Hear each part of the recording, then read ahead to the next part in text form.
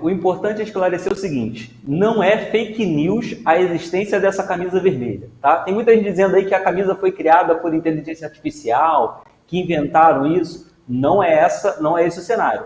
O site Foot Headlines é um site especializado em uniformes de time e eles anunciam previamente as camisas que vão sair. A primeira polêmica é a suposta camisa vermelha da seleção brasileira, que gerou 90% de rejeição. Então, houve uma pesquisa, 90% de rejeição. E, enquanto isso, você está vendo aí as imagens, como seria a seleção brasileira de camisa vermelha, né?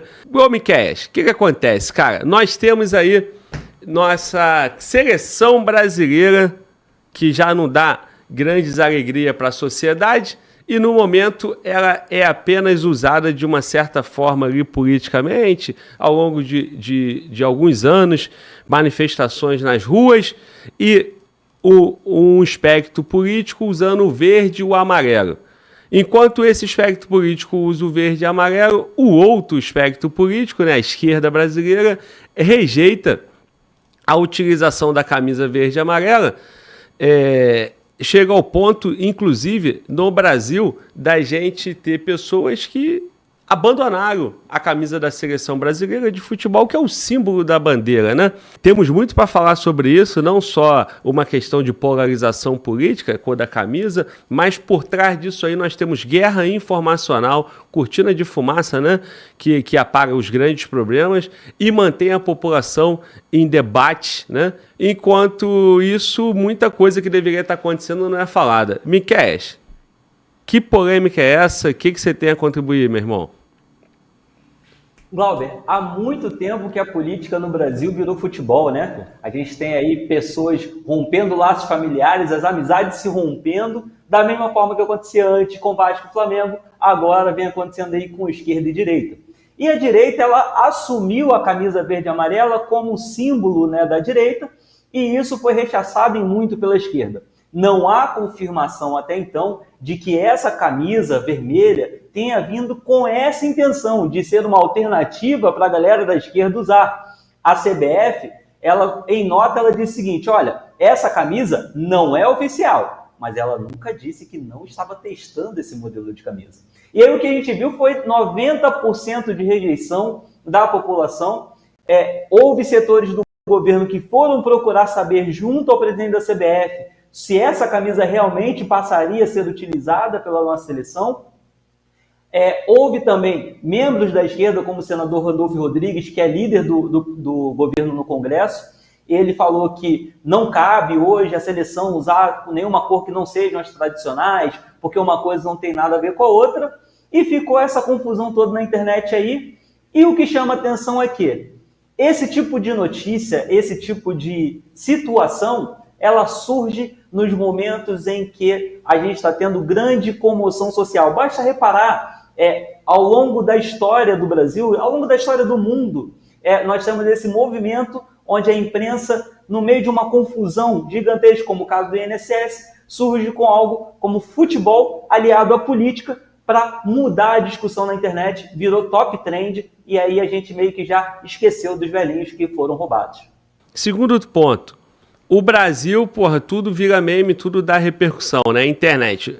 Nossa direção acabou de passar aí uma imagem, uma ilustração do Lula com a camisa vermelha escrito Odebrecht, né? Então, são os memes que vão repercutindo na internet. Agora, apesar da CBF ter negado, isso pode ser aquela situação onde colocam para sentir o tempero, né, da reação da população.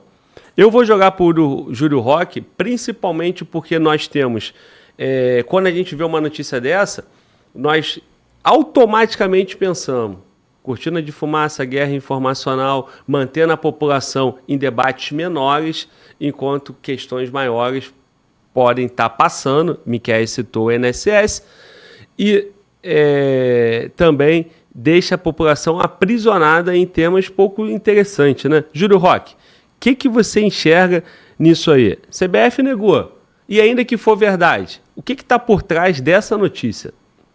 Bem, Glauber, a guerra informacional ela é uma guerra muito antiga, onde você explora além do espaço 3D. Você falou de meme. Eu achei muito engraçado quando você falou de meme, porque os memes, eles movimentam as críticas dentro desse ambiente informacional.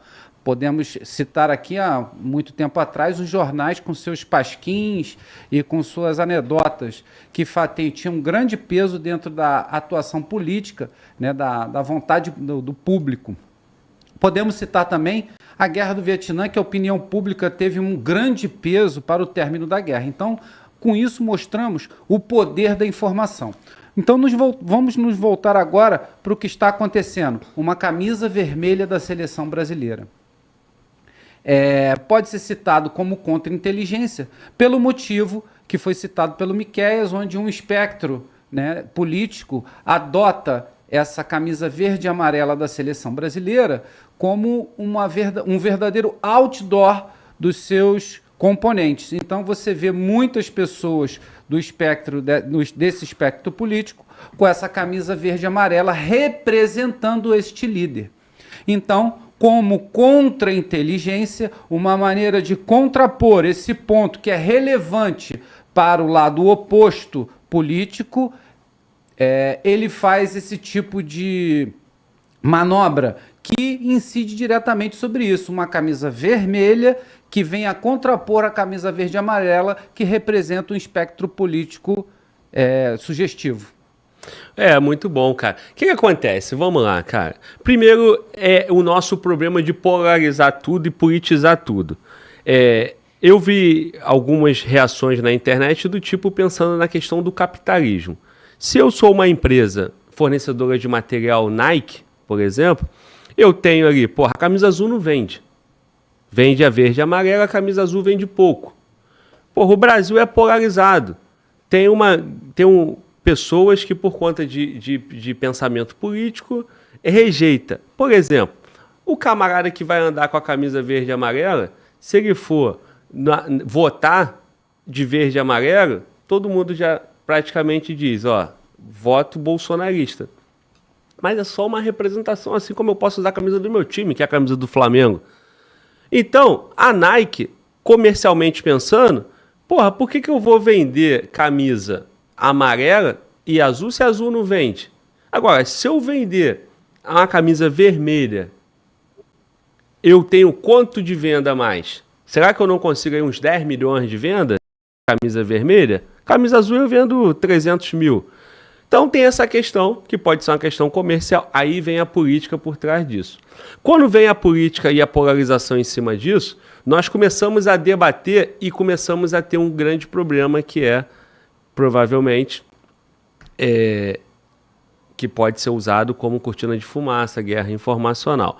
A questão é separar essa situação, se é uma questão meramente comercial ou se é uma questão realmente plantada para aprisionar a população num debate menor, um debate pouco enriquecido, um debate sem muito incremento para a sociedade, enquanto as pessoas ficam ali questionando, debatendo, nossa, olha que absurdo a camisa da seleção vermelha.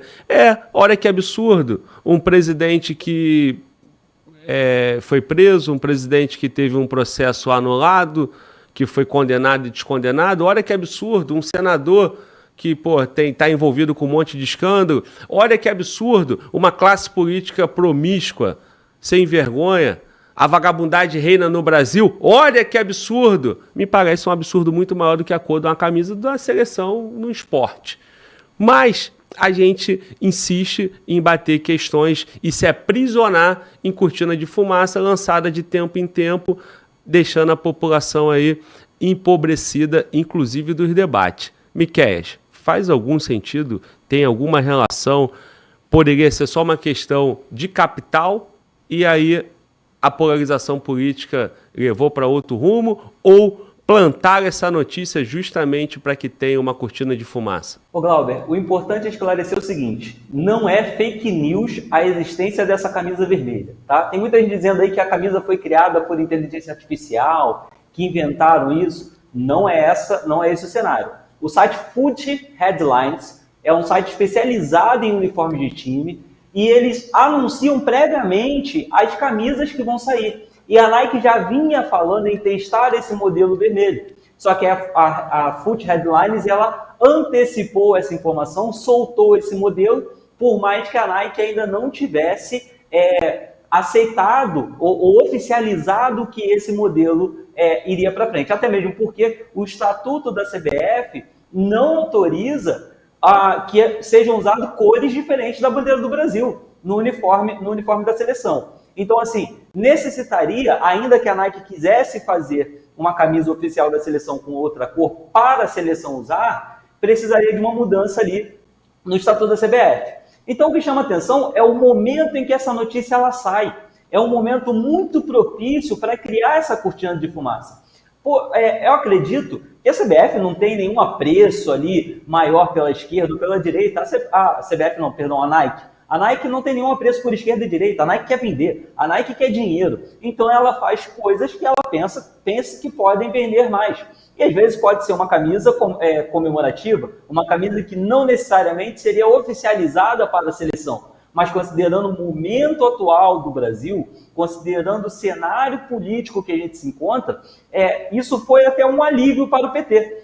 Pode ser coincidência, pode ser algo intencional, mas o fato é que a imprensa ela mudou o foco, a internet mudou o foco, e isso é muito útil para o governo petista nesse momento onde vem escândalos atrás de escândalos. Basta uma pesquisa rápida na internet para vocês verem que a PF, a Polícia Federal, além do INSS, identificou pelo menos mais 5 outros grandes desvios no governo federal e divulgou ontem, na data de ontem.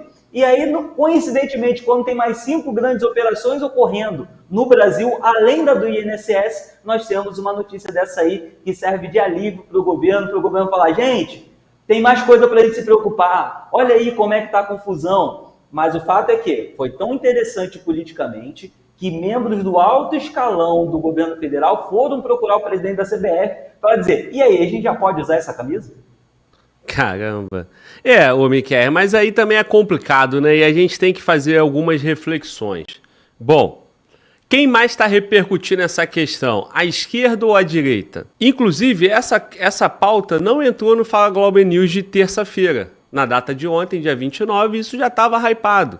Mas por quê? Entendíamos que isso aí era só uma questão menor, uma cortina de fumaça. Hoje, fazendo uma reflexão e entendendo a nossa responsabilidade de contribuir além do que está sendo repercutido, a pergunta que fica é: o governo brasileiro atual, PT, envolvido mais uma vez em grandes escândalos, é interessante para ele uma cortina de fumaça? Resposta: sim. Pode ter plantado e as relações com a presidência da CBF, dados os últimos escândalos, dadas as últimas polêmicas, faz sentido? Faz sentido.